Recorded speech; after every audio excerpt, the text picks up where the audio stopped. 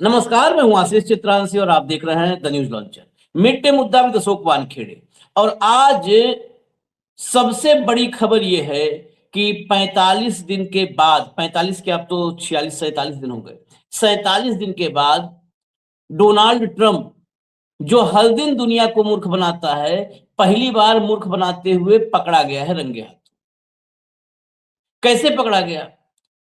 Iran की नाकेबंदी किया था, होर्मुज स्ट्रेट की नाकेबंदी। ईरान के किसी भी पोर्ट से कोई जहाज न जाएगा, न ईरान के पोर्ट पर कोई जहाज आएगा। कंप्लीट ब्लॉकेड, 100% नाकेबंदी। दुनिया को यह बताया भी गया कि अमेरिका से 15 जंगी जहाज जो युद्धपोत हैं वो आए हैं, और वो जंगी जहाज ऐसे हैं कि एक एक बार में 20-20 F-35 उड़ा देंगे। वो वहां से ऑपरेट करेंगे, 35 F-35, 20 F-35 ऑपरेट करेंगे। और कोई भी अगर जहाज ईरान का बंदरगाह से निकल करके समुद्री क्षेत्र में आएगा तो फिर उड़ा दिया जाएगा, खैर नहीं। सारे युद्धपोत, सारे F-35, सारे नौसैनिक सब मुंह बाके देखते रह गए, पूरी यूएस नेवी। और ईरान के 3 जहाज दंदनाते हुए घुसे और कोई कुछ नहीं कर पाया, बाल बाका नहीं कर पाया। इससे बड़ा प्रमाण कोई नहीं है कि ट्रंप पूरी दुनिया को सिर्फ मूर्ख बना रहा है। और उसी के साथ एक इंटरव्यू की 32 सेकंड की क्लिप भी सामने आई है, जिसमें वो अब फिर से वापसी का रास्ता, युद्ध से भागने का रास्ता तलाश रहा है और बना रहा है। उपराष्ट्रपति जेडी वांस भी उसी रास्ते को तैयार करने में, कंक्रीट करने में लगा हुआ है। ये सारे के सारे, अगर आप अमेरिकी आर्मी के सेंट्रल कमांड के स्टेटमेंट को देखेंगे तो वो कहता है कि हमने जो ब्लॉकेड है उसको कंक्रीट कर दिया है।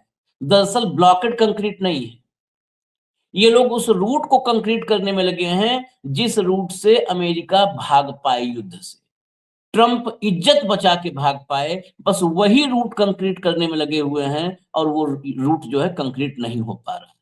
सारी मुश्किल यहीं पर है। भाव को ले आइए और फिर मैं दिखाऊं खबरें। जो ये खबरें हैं सारी मैं हिंदी में लाया हूं, सब जो है तमाम विदेशी मीडिया हाउस की रिपोर्ट ही है। स्वागत है भाव।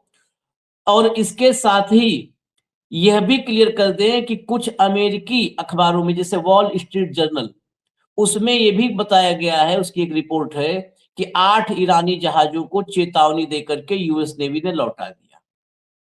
लेकिन ये रिपोर्ट्स, जो 8 जहाज को लौटा दिया और 6 जहाज को लौटा दिया, ऐसी रिपोर्ट्स सिर्फ सिलेक्टेड चुनिंदा अमेरिका के अखबारों में है। भाई, राष्ट्रपति और देश दोनों की इज्जत का सवाल है, तो कुछ तो लौटाएंगे। लेकिन असली क्या है, जरा पहले देखिए ब्लॉकेड, तब समझिए कि कैसे बेइज्जती हुई है। ये देखिए, US CENTCOM commander Brad Cooper का स्टेटमेंट है। A blockade of Iranian ports has been fully implemented as US forces maintain maritime superiority in the Middle East.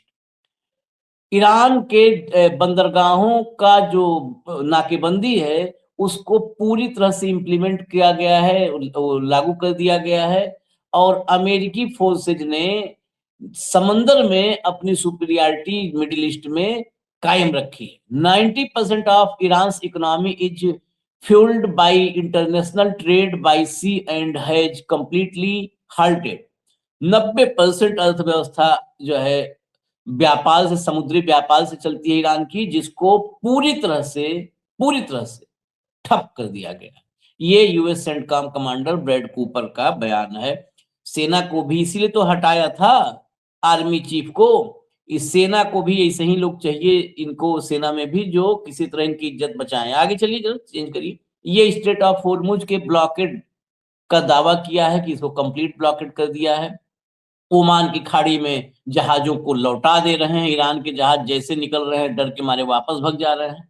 आगे चलिए, सेंटकॉम का जो ओरिजिनल पोस्ट है वो तो आपने करंट रिपोर्ट देखा था ये देखिए जो वहां पर लिखा था, ये जो है admiral Brad Cooper, CENTCOM commander, हूबहू वही स्टेटमेंट वहां पर लिखा था। ये अमेरिका की तरफ से आधिकारिक रूप से जारी बयान है नाकेबंदी पर।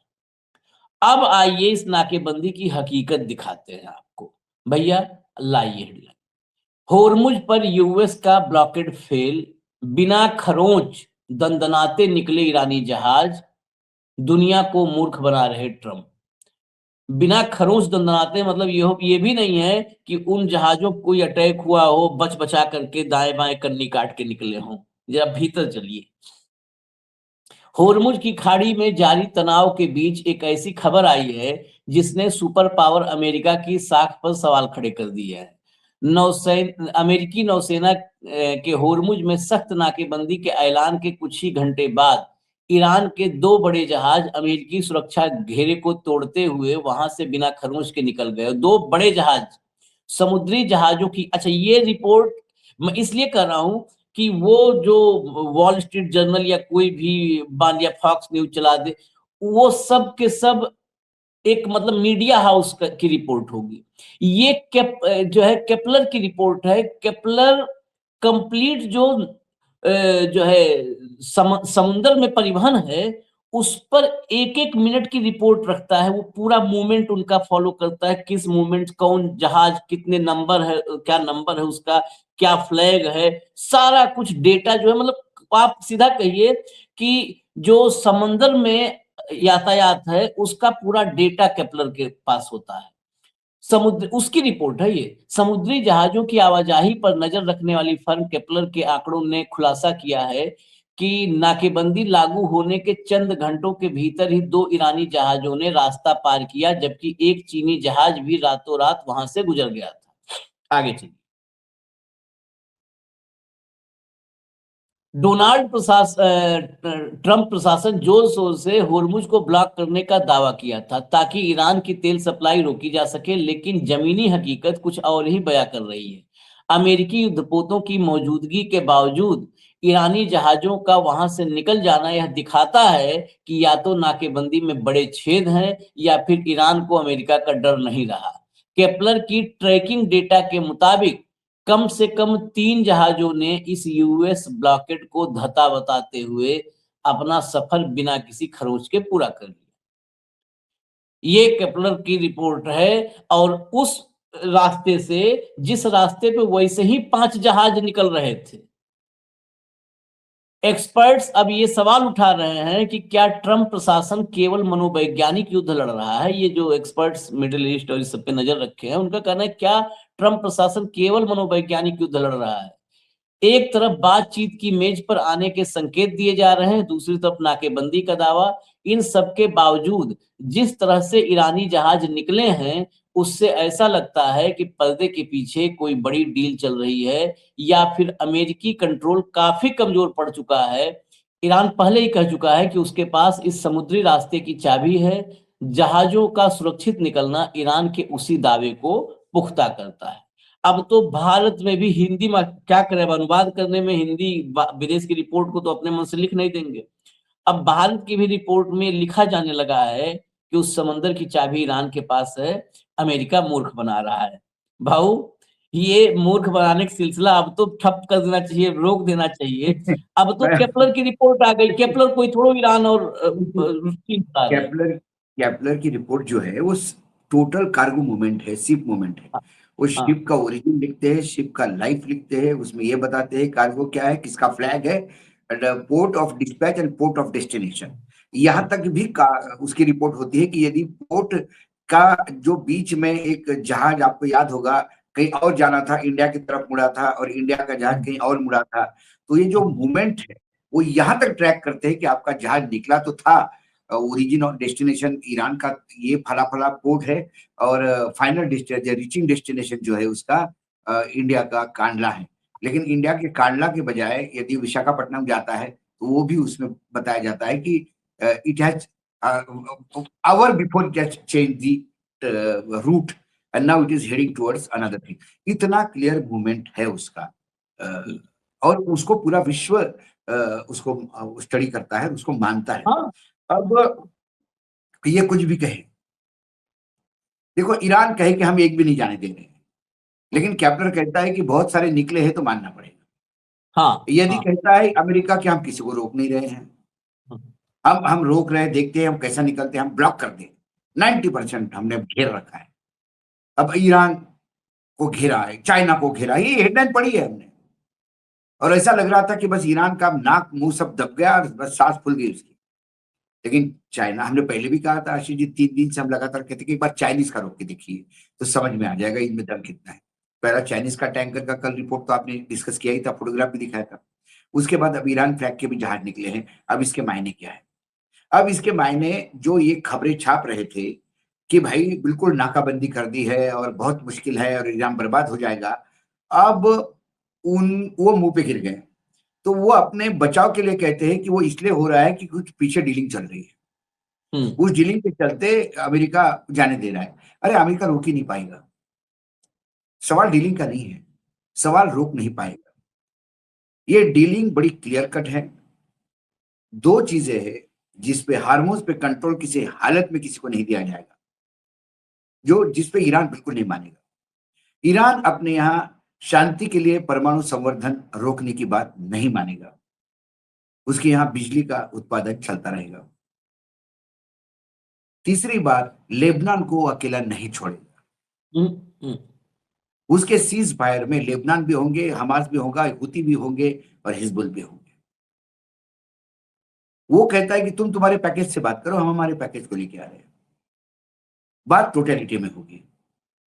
बात ऐसा नहीं होगी कि ईरान के साथ आप चुप करो, ईरान और अमेरिका का समझौता होगा, ईरान हथियार नहीं उठाए और ईरान के लिए जो लड़ रहे थे वो मारे जाएंगे और ईरान दिखता रह जाएगा। तो ईरान बोलेगा कि फिर अमेरिका और ईरान का समझौता करेंगे ना, शायद अमेरिका पे हमला नहीं करेगा और अमेरिका ईरान पे हमला नहीं करेगा। उसमें भी गारंटी चाहिए उसको इंटरनेशनल। फिर आप जाइए, आप अमेरिका वापस चले जाइए, हम निपटाते रहेंगे इसको, इसराइल को। अमेरिका इसराइल को अकेला नहीं छोड़ना चाहता, लेकिन ईरान को कहता है कि सबको अकेला छोड़ दो। कैसे छूट सकता है? हम्म, हम्म, और ये जो नाकाबंदी है, इसके लिए तो विश्व पूरा गाली दे रहा है अमेरिका को। एक देश इसराइल छोड़ के अमेरिका के साथ नहीं है, और भारत छोड़ के। क्योंकि भारत के प्रधानमंत्री के साथ भी 40 मिनट बात की, पता नहीं 40 मिनट में उन्होंने क्या समझाया और 40 मिनट या क्या समझे। क्या 40 मिनट में हमारे प्रधानमंत्री ने यह कहा होगा कि आपने शांति समझौता तोड़ के गलत किया, ईरान का परमाणु संवर्धन का अपना अधिकार है, उनको करने दीजिए, हार्मुज उनका है, वो कैसा कंट्रोल छोड़ेंगे? क्या हम अंडमान निकोबार पे कंट्रोल छोड़ सकते हैं? हम चाइना जैसे बड़ा देश से लड़ रहे हैं, लेकिन हमारे नॉर्थ ईस्ट के 1 इंच की जमीन पे आता है तो वहां पे लड़ते तो है ना, सैनिक शहीद तो होते हैं, दोनों तरफ से शहादत होती है। 1-1 इंच की जमीन की लड़ाई है, क्यों छोड़ेगा वो? और अब तो इसराइल से सभी लोगों ने मुंह तोड़ लिया सिवाय इंडिया के।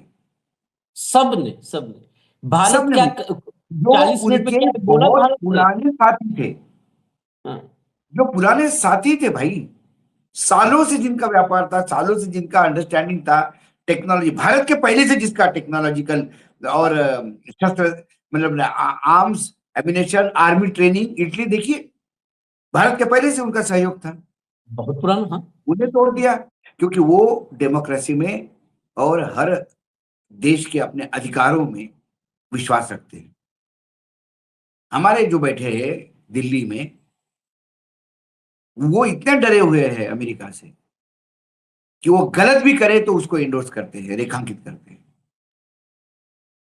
इसीलिए हमारे ईरान से बात नहीं करते हमारे विदेश मंत्री, वो बात करते हैं इजराइल से। क्या बात कर दी होगी कि नहीं नहीं, पाकिस्तान में तो समझौता करना ही मत, हेग वेग में करो, पाकिस्तान में मत करो, हमारी बड़ी बेइज्जती होती है। ये बोलने के लिए गए थे, या ये बोलने के लिए गए थे कि गुरुजी कैसे ड्रोन के साथ हमारे अडानी का टाइप करवाया, तुम्हारे ड्रोन तो मार खा रहे, अब अडानी का ड्रोन कौन लेंगे? अब तो ड्रोन का कोलैबोरेशन सब लोग ईरान से करना चाहते हैं कि भाई ईरान के ड्रोन ज्यादा अच्छे साबित हो रहे। क्या बोला होगा हमारे कि हारमुज में गलत हो रहा है? कौन ईरान गलत कर रहा है? ये कहना चाहता है भारत?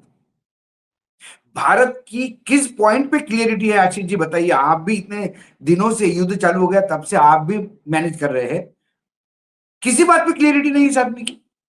किसी ने पूरी दुनिया मतलब जो वेस्टर्न वर्ल्ड के रीढ़ हैं, स्तंभ हैं, वो सब क्या कह रहे हैं कि तत्काल सीज फायर में लेबनान को शामिल करो। जर्मनी कह रहा, बिल्कुल फ्रांस कह रहा, सब कह रहे। हमारे यहाँ एक भी स्टेटमेंट आया क्या कि सीज फायर में लेबनान को बिल्कुल। शामिल कर लो भैया? अरे हमारे हमारे यहाँ बोलने तो की हिम्मत ही नहीं है। हिम्मत नहीं हो रही है। हमारे ये यहाँ अमेरिका डरपोक से मतलब शायर। छोटा छोटा इजराइल से बात करता है, बड़ा अमेरिका से बात करता है। इनको कुछ नहीं बोलने की हिम्मत है। ये तो पता है फोन पे भी करते होंगे, आप बहुत अच्छा कर रहे हैं, बचपन से ही आप अच्छा करते थे, हमको लगता है आप बहुत अच्छा अभी भी कर रहे हैं। आपको दिखाता हूं, ये हिम्मत की बात देखिए जरा, अगली लाइए, हेडलाइन लाइए। ये ब्लॉकेट जो है ना, ये अमेरिका का झांसा भी है और मूर्खता भी है। मूर्खता कम है या झांसा कम है, ये नहीं, मूर्खता ज्यादा या झांसा ज्यादा, ये तय करना है बस। सऊदी ने ट्रंप को चेताया, अमेरिकी ब्लॉकेड उल्टा पड़ सकता है, रिपोर्ट। सोचिए, सऊदी जो युद्ध में लेकर आया था अमेरिका को, वही प्रिंस मोहम्मद बिन सलमान एमबीएस, वो युद्ध के लिए बहुत युद्धासा था, बहुत जो है हम्म। युद्ध की ललक थी। वही लेके इजराइल के अलावा अगर दूसरा कोई फैक्टर था तो एमबीएस था, और वो लेके आए युद्ध में। और आज वही अमेरिका को कह रहा है कि भाई ये ब्लॉकेट ब्लॉकेट बहुत खतरनाक है, क्योंकि ईरान को सबने 40 दिन में देख लिया। सबको लग रहा था कि ईरान 40 मिनट का मामला है, सबको समझ में आ गया कि नहीं, बयाना उल्टा है। ईरान में होर्मुज पर अमेरिकी ब्लॉकेड ने क्या अमेरिका के ही साथी सऊदी अरब और कतर जैसे देशों को ही नुकसान पहुंचा दिया है? सऊदी अरब अमेरिका से कह रहा है कि ईरान के बंदरगाहों पर लगाए गए ब्लॉकेट को हटा लो और बातचीत की मेज पर लौटो। सऊदी डर रहा है कि अमेरिका का यह कदम ईरान को भड़का सकता है और ईरान बदले में दूसरे अहम समुद्री रास्ते को बंद कर देगा, जिससे सऊदी अरब का अपना तेल निर्यात बुरी तरह प्रभावित होगा। वॉल स्ट्रीट जर्नल की रिपोर्ट के मुताबिक अरब अधिकारियों ने बताया कि सऊदी अरब अमेरिका को चेतावनी दे रहा है। राष्ट्रपति ट्रंप के इस फैसले से ईरान भड़क सकता है और बाब अल मंदेब स्ट्रेट को बंद कर सकता है। यह रास्ता लाल सागर का एक सकरा रास्ता है और फिलहाल सऊदी अरब के तेल निर्यात का मुख्य लाइफलाइन बन चुका है। आगे चलिए। ईरान की अर्ध सरकारी तस्नीम न्यूज एजेंसी ने भी कहा कि अमेरिका का ब्लॉकेट ईरान को लाल सागर का रास्ता बंद करने पर मजबूर कर सकता है। ईरान के सुप्रीम लीडर के सलाहकार अली अकबर बिलायती ने 5 अप्रैल को सोशल मीडिया पर लिखा था कि बाब अल मंदेब हमारे लिए होर्मुज जितना ही अहम है। अगर व्हाइट हाउस फिर से गलती करता है तो उसे जल्दी समझ में आएगा कि वैश्विक ऊर्जा और व्यापार को एक सिग्नल से ही बाधित किया जा सकता है। अब इसको हटाइए, मैं इसमें 2 फैक्ट और 2-4 बता दूं जो नहीं है यहाँ पर। सऊदी अरब जब युद्ध शुरू हुआ था तो सऊदी का तेल निर्यात बिल्कुल बिल्कुल जो है वो अस्त व्यस्त हो गया था, टूट गया था पूरा उसका जो है सप्लाई चेन। लेकिन फिर से उसने एक रास्ता तलाशा, जो यानबू है, जिस पर एक बार अटैक भी ईरान ने किया था। वो यानबू जो लाल सागर में खुलता है, वहां पर बंदरगाह है। उससे उसको बाकी जो है इसी बीच बीच में जो बाकी उसकी रिफाइनरीज हैं, वहां से उसने पाइपलाइन बिछाया यानबू तक, कि अटैक से भी प्रभावित ना हो, तो पाइपलाइन बिछाया और यानबू से एक्सपोर्ट शुरू किया बाबल मंदेब के जरिए। जो उसका पुराना था डेली का सप्लाई 7 लाख बैरल, वो बैरल उस पर लेकिन उस पे फिर आ गया, वहां उसका पर वो उसका फिर खड़ा हो वो गया। 3.5 तक 3.5 तक पहुंच गया था, 7 लाख हाँ, वाला। 3 साढ़े 3 तक, 7 पे वो फिर वापस आ गया है। 7 लाख बैरल उसके फिर निकलने लगे हैं बाब अल मंदेब को पकड़ के। अगर ये किया तो बाब अल मंदेब में यमन की पूरी सीमा यमन की है, और सबको पता है, उस पर हम बहुत बार चर्चा कर चुके हैं कि हूती चुटकी में बाब अल मंदेब को तहस नहस कर देंगे, बंद कर देंगे, वहां पे फिर लड़ते रहो नहीं, एक और मुल्क। यमन ने कल स्टेटमेंट दिया भाई, हाँ, कार्यक्रम किया ऑफिशियल, यमन के स्टेटमेंट कल पे स्टेट कि ऑफिशियल हम स्टेटमेंट उसका है। मंदिर बंद कर देंगे, मंदिर हम्म। बंद कर देंगे। उन्हें स्टेटमेंट दिया हम बंद कर देंगे, वो हुती के कब्जे में है, हुती जब चाहे तब उसको बंद कर सकता है। दूसरी बात, हार्मुज से कतार का भी गैस निकलता है, सभी का रास्ता हाँ, है। अब हाँ, उनका हाँ। प्रॉब्लम यह है कि भैया ईरान टोल मांगता है, टोल देंगे, माल तो निकालो। माल तो निकालो, उनकी इकोनॉमी ठप हुई है। और अमेरिका कहता है तुमने टोल दिया तो मैं तुम्हारे जहाज रोक दूंगा। अमेरिका हार्मुज खुल नहीं पा रहा है, टोल दे के हम निकल रहे तो हमको बोल रहा है कि हम तुम्हारी जहाज जब्त कर देंगे। तो फिर हम क्या करेंगे? हम मर जाएंगे बिना धंधे के, बिना सप्लाई के। बाबल मंदेब हो गया तो सऊदी अरब तो मर ही गया, फिर ईरान तो छूट सभी गया। भाई, सऊदी के लिए तो एक कम से कम लाल सागर में है, बाकी लोगों के हाँ लिए कहाँ है हार्मुज के सिवा? हाँ कतर को कहाँ हाँ है हार्मुज के सिवा? हाँ। बाकी देश तो हार्मुज पे डिपेंड है। हम्म, और सऊदी को डर लग रहा है कि ये ज्यादा करेंगे तो वो बंद कर देंगे तो मैं तो रास्ते पे आ जाऊंगा। हम्म, और अब उसको भी ये पता पड़ गया कि अपन यदि उसको रिक्वेस्ट करें कि एक अपना बड़ा भाई समझ के बोले, तो उसने बोला कि मेरा पिछवाड़ा चाट रहा है, मतलब यहां तक बात आ गई। सऊदी के प्रिंस के पूरे खानदान में जीवन में कभी ऐसी बात किसने नहीं की होगी। हाँ हाँ। वो भी सुनना पड़ रहा है।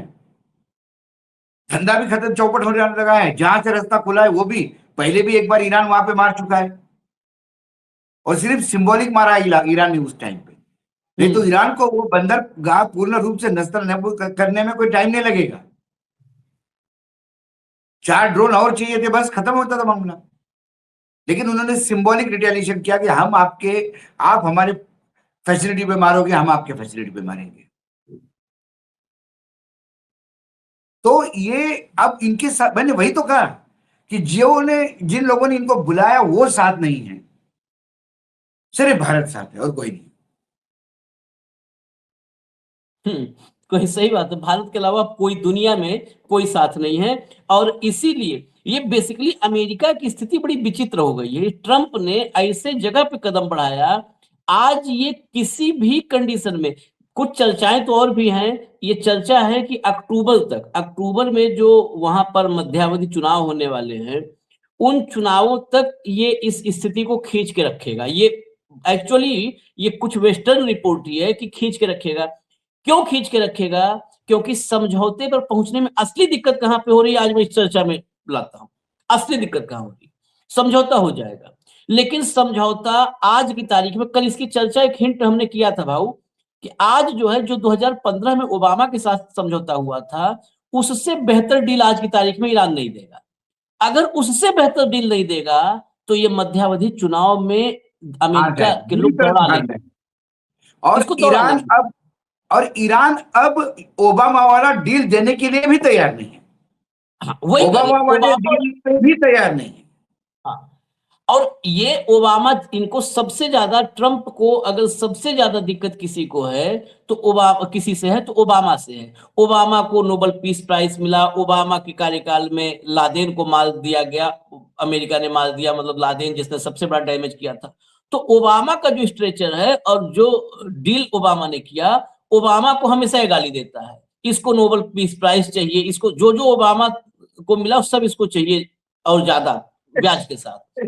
ओबामा की डील से अगर नीचे की डील किया तो अमेरिका में इसको दौड़ा लेंगे लोग, और मागा मागा करता है, इसे बाल्टी मग्गा लेके दौड़ाएंगे सब।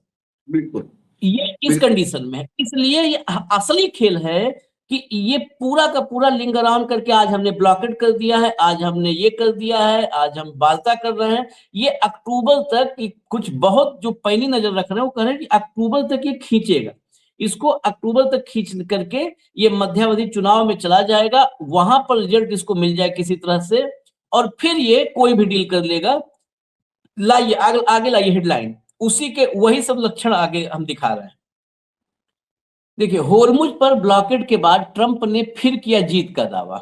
सुनिए, कितने बार जीतेगा? वो कहते हैं, हमारे यहाँ एक कहावत मोदी जी के लिए अक्सर लोग कहते हैं कि एक ही दिल तो है, मोदी जी कितनी बार जीतोगे? तो एक ही ईरान है, ट्रंप भाई कितने बार जीतोगे, कितने बार जीतोगे? रोज उसको जीत लेते हो, रोज ये जीतता है, एक ईरान है, रोज उसको जीतता है, सवेरे उठता है ये कहता है जीत। ये जीत के करीब करीब बोलते बोलते 45 दिन खींच लिया। हाँ, रोज ये जीतता है। वही कर रहे हैं कि एक ही दिल है, कितनी बार जीतोगे वाला हो गया, कि एक का ईरान है, कितनी बार जीतोगे भाई, छोड़ दो। होर्मुज पर ब्लॉकेड के बाद ट्रंप ने किया जीत का दावा, बोले जंग खत्म होने के करीब।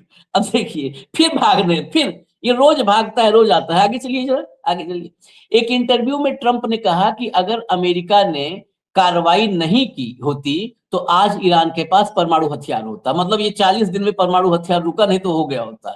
उन्होंने कहा अगर हमने हस्तक्षेप नहीं किया होता तो आज ईरान न्यूक्लियर पावर बन चुका होता, और अगर ऐसा होता तो दुनिया का संतुलन पूरी तरह बदल जाता। जब उनसे पूछा गया कि क्या जंग खत्म हो चुकी है, तो उन्होंने जवाब दिया, मुझे लगता है यह खत्म होने के बहुत करीब है।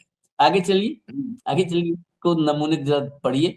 हालांकि ट्रंप के बयानों के बीच एक दिलचस्प पहलू यह भी है कि उन्होंने बातचीत की संभावना को पूरी तरह खारिज नहीं किया है। उन्होंने संकेत दिया कि आने वाले 2 दिनों में इस्लामाबाद में अमेरिका और ईरान के बीच एक नई दौर की वार्ता शुरू हो सकती है। उन्होंने कहा अगर मैं अभी सब कुछ छोड़ दूं तो उन्हें इस देश को फिर से बनाने में 20 साल लग जाएंगे, और हमने अभी फिनिश नहीं किया है और देखते हैं क्या होता है। मुझे लगता है कि वे डील करना चाहते हैं, यानी ईरान डील करना चाहता है। ये इतना सुन लिया आपने। आगे सुनिए, वो थोड़ा भारत के लिए है। भारत में खासकर ये जो जितनी एंकरानियां हैं मास्टर स्ट्रोक वाली, उनके लिए वाला है। ट्रंप ने पाकिस्तान की भूमिका की भी खुलकर तारीफ की। खास तौर पर उन्होंने आसिम मुनीर को फैंटास्टिक बताते हुए उनकी मध्यस्थता की वजह से ही कहा, ये सोचिए, कहा कि उनकी मध्यस्थता की वजह से ही बातचीत का रास्ता खुला है। ट्रंप ने यहां तक कहा कि अगर बातचीत आगे बढ़ती है तो अमेरिका फिर से इस्लामाबाद लौट सकता है। अब जरा ट्रंप जी को सुनवा दीजिए, छोटा सा क्लिप सुनवा दीजिए। फिर जेडी वांस भी हैं, सुनाइए। I had to divert, because if I didn't do that, right now you would have Iran with a nuclear weapon. And if they had a nuclear weapon, you would be calling everybody over there, sir. And you don't want to do that. Well, you keep saying was. Is this war over? I think it's close to over, yeah. I mean, I view it as very close to over. You know what? If I pulled up stakes right now, it would take them 20 years to rebuild that country. And we're not finished. We'll see what happens. I think they want to make a deal very badly. अब मैं आपके पास आऊं तो पहले JD वांस को सुना दूं। मैंने कहा था ना कि जो ब्लॉकेड है वो कंक्रीट नहीं है, रास्ता कंक्रीट बनाने की कोशिश है भागने के लिए कि उसमें पांव न छिल Years जाए। before that. But here's where we are on fundamentally. The president set a policy. Iran cannot have a nuclear weapon, and right now we are negotiating to make sure that very thing happens. And here's, what's interesting about this is what's interesting about this is that we have this ceasefire that's in place. I think it's 6 or 7 days old. Right now, this ceasefire is holding. And what you're seeing is what the president wants to make, he doesn't want to make like a small deal. He wants to make the grand bargain. And what he's basically offering to Iran is very simple, and frankly, it's something that no president has had the ability to offer. He said that if you're willing to act like a normal country, we are willing to treat you economically like a normal country. He doesn't want a small deal. And that's one of the reasons why, one, I'd say in Pakistan, we made a ton of progress. But the reason why the deal is not yet done is because the president, he really wants a deal where Iran doesn't have a nuclear weapon, Iran is not state-sponsoring terrorism, but also the people of Iran can thrive and prosper and join the world economy. And that's the trade that he's offering. He's saying, if you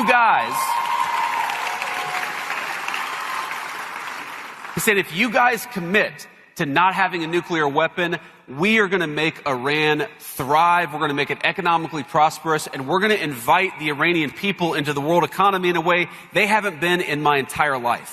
And that's the kind of Trumpian grand bargain that the president has put on the table. Man, we're going to keep on negotiating and try to make it happen because it would be great for the world, it'd be great for our country, it'd be great for everybody. So I'm going to keep on fighting to make it happen. Yeah. अब इसका भी बयान सुनिए जो concrete इसने क्या कहा, जो अभी मैंने चर्चा में कहा था भाव की अक्टूबर तक खींचना है। इसकी शुरुआत पूरा स्टेटमेंट की जेडी वांस की थी, उनका सुना आपने। इनका राष्ट्रपति ट्रंप छोटा नहीं बल्कि बड़ा समझौता चाहते हैं। बस बड़ा कितना, बस ओबामा वाले समझौते से इतना सा बड़ा, बस उससे बड़ा हो जाए कि मुंह दिखाने लायक रहे। दूसरी बात, ये वही बात कह रहा है जो ईरान 2003 से कह रहा है कि ईरान परमाणु हथियार ना बनाए। वो 2003 से कह रहा है कि हम नहीं बनाएंगे भाई। खामनेई ने तो, अयातुल्लाह अली खामनेई ने तो कहा था कि परमाणु बम इस्लाम में, उन्होंने किसी भी दिन नहीं कहा कि हम बनाएंगे जब तक ये युद्ध शुरू नहीं हो। हाँ। युद्ध शुरू होने के बाद बोला उन्होंने कि अब हम बनाने के लिए फ्री है, हम बना लेंगे। क्योंकि भाई तुम बिल्कुल युद्ध ही करते हो, हमारी बात मान ही नहीं रहे हो, तो हमको परमाणु हथियार फिर एक्वायर करने दो। 2003 से यदि वो कहते हैं कि हम परमाणु हथियार नहीं बनाएंगे, आप फिर से 2026 में उनसे 23 साल बाद यही लिखवाओगे कि परमाणु हथियार नहीं बनाओगे? ये तो वो कब से लिख दे रहे हैं। यही मांगते लिखित में तो अब तक युद्ध भी नहीं होता। लेकिन वो साथ में गारंटी भी लेंगे। एक बार हमने लिख के दिया कि हम परमाणु हथियार नहीं बनाएंगे, तो आपको भी तो विश्वास रखना पड़ेगा। आप 2 साल बाद फिर ये छिछोरा यहां से चिल्लाएगा कि बना लिया 8 दिन में विस्फोट होने वाला है, और फिर आप हमला कर दोगे हम पे। हमारे साथ यही जिंदगी भर चलता रहेगा। कोई छिछोरा कहेगा बना लिया, आपने हम पे हमला किया, फिर उसके बाद फिर हमसे लिखवा लोगे कि नहीं बनाएंगे। ये कब तक चलेगा? There has to be limit. और अब ईरान भी समझ गए हैं कि अमेरिका फंस गया है। ईरान डिप्लोमेटिकली तो आपने कई बार बता दिया कि कितना सुप्रीम डिप्लोमेसी है उनकी। उनको मालूम है ये फंस गया है। तो किसी हालत में परमाणु संवर्धन नहीं रोकेंगे, ना संवर्धित परमाणु जो यूरेनियम है किसको देंगे। वो अपना ऊर्जा प्लांट लगाएंगे। हो सकता है एक आध ऊर्जा प्लांट रशिया से मिलकर और एक लगा ले, और एक रिएक्टर लगा ले। बुसार है, प्रस्तावित है। बुसार का एक फेज हुआ हाँ? है, अभी सेकंड और थर्ड प्रस्तावित है। हाँ, तो उसका एक्सपांशन करेंगे।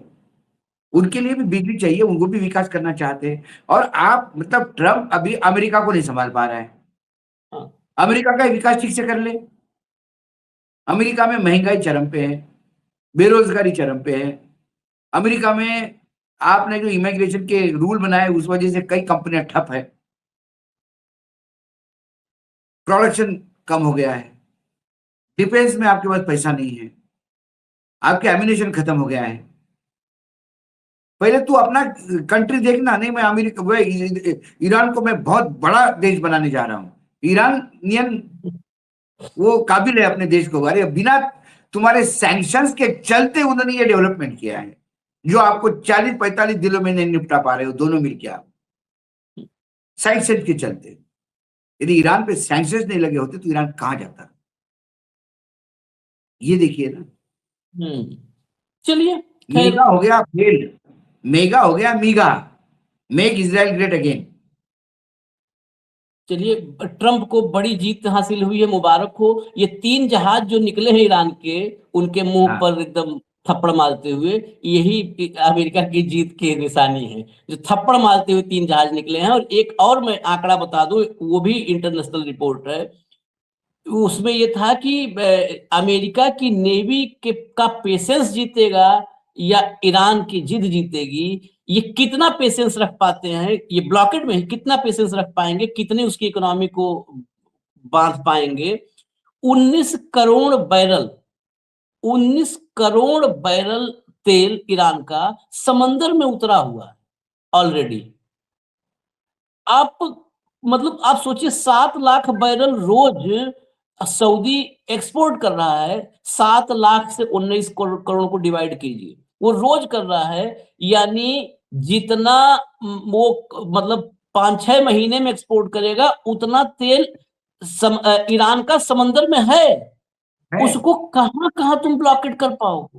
वो एक बिल्कुल। एक्सपर्ट का ने इस पर वो किया था कि इतना तेल है, कितने दिन इसकी नेवी रुक पाएगी, कितना दिन ठहर नहीं पाएगी? नहीं, वो कि मुझे बताइए ना, वो यदि डेस्टिनेशन टुवर्ड्स चाइना होगा, चाइना पे जाने वाला माल कैसा रोकोगे? रशिया को जाने वाला माल कैसा रोकोगे? नॉर्थ कोरिया को जाने वाला माल कैसा रोकोगे?